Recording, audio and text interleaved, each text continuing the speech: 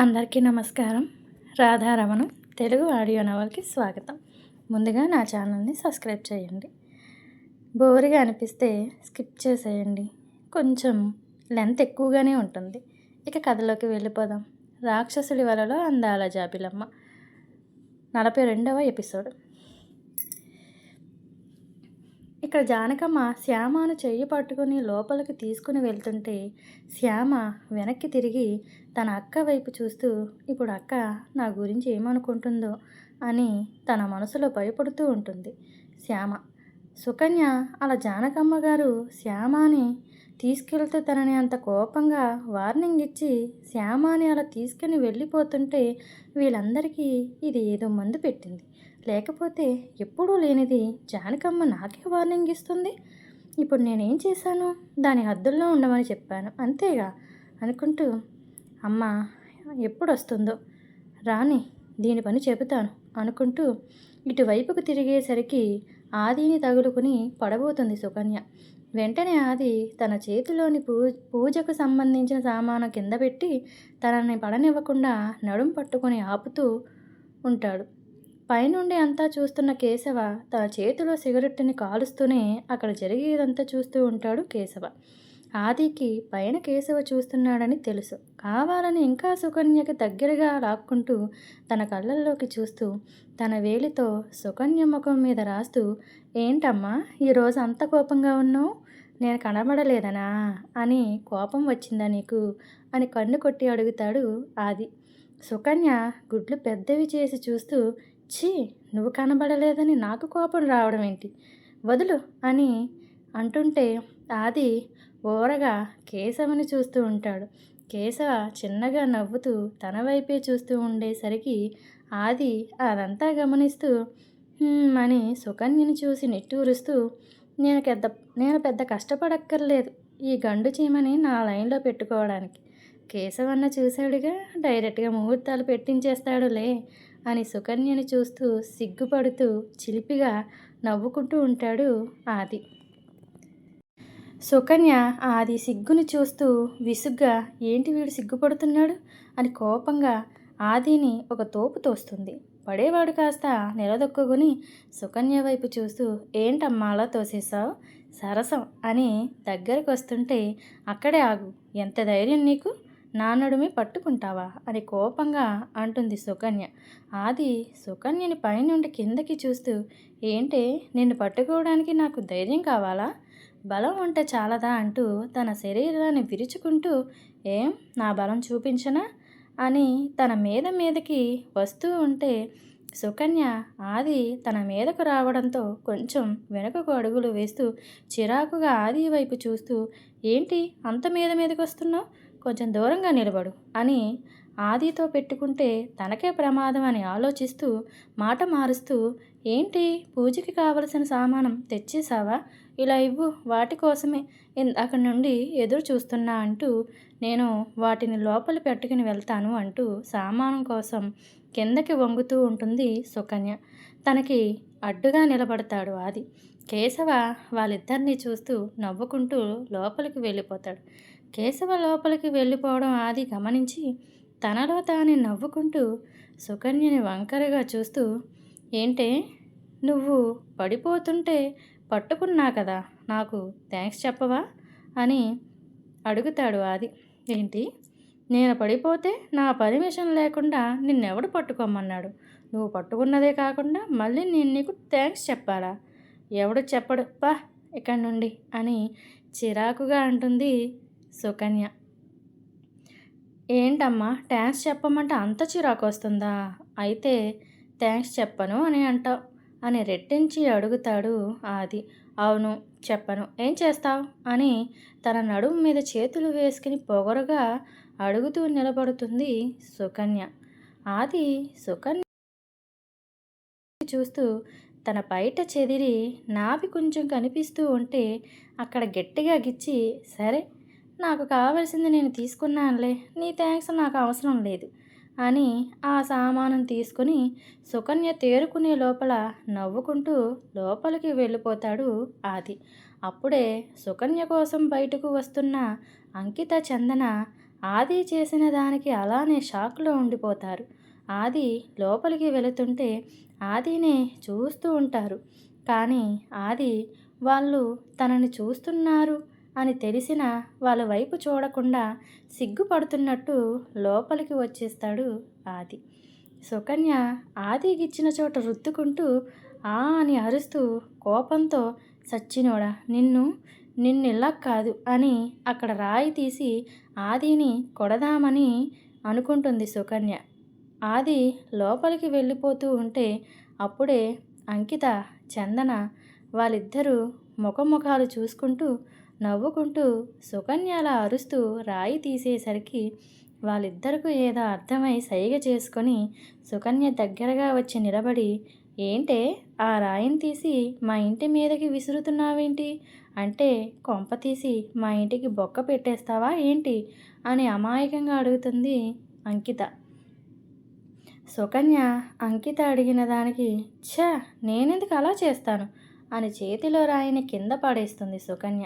అంకిత చిలిపిగా సుకన్య భుజం మీద తన చెయ్యి వేసినట్టు నిలబడుతూ, ఏంటే మా ఆది అన్న బాగా గిల్లినట్టున్నాడే అని తన నడుము వైపు చూపిస్తూ కందిపోయినట్టుంది, వెళ్ళి ఆయిల్ రాసుకో తగ్గిపోతుందిలే అని ఇద్దరు కలిసి సుకన్యని ఆట పట్టిస్తూ ఉంటారు.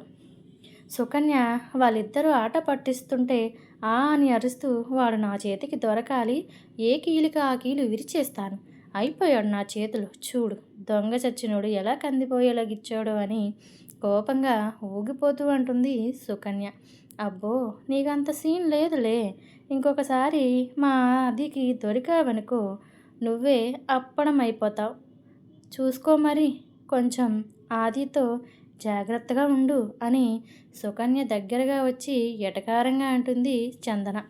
సుకన్య కొత్త కొత్తమని ఉడుక్కుంటూ అబ్బా ఇదొక్కతి నా ప్రాణానికి అని తన కాలిని భూమికి తన్ని, ఛ, అందరూ నా ప్రాణానికి దొరికారు, ఈరోజు లేచిన వేళ అసలు బాలేదు, ముందు మా అమ్మని త్వరగా ఇక్కడికి రమ్మని ఫోన్ చెయ్యాలి, అప్పుడు చెప్తా వాడి సంగతి దాని సంగతి అని. వాళ్ళ అమ్మ వచ్చి ఏం చేస్తుంది, చూస్తూ ఉండడం తప్పితే అని మళ్ళీ శ్యామాని తిట్టుకుంటూ వాళ్ళని కోపంగా చూసి లోపలికి వెళ్ళిపోతుంది సుకన్య.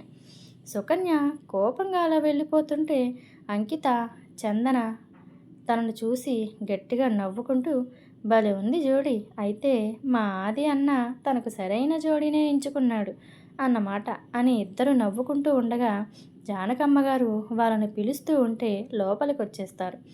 అలా కొంత సమయం అయిన తరువాత అందరూ డైనింగ్ టేబుల్ దగ్గర చేరుకుని భోజనానికి కూర్చుంటారు.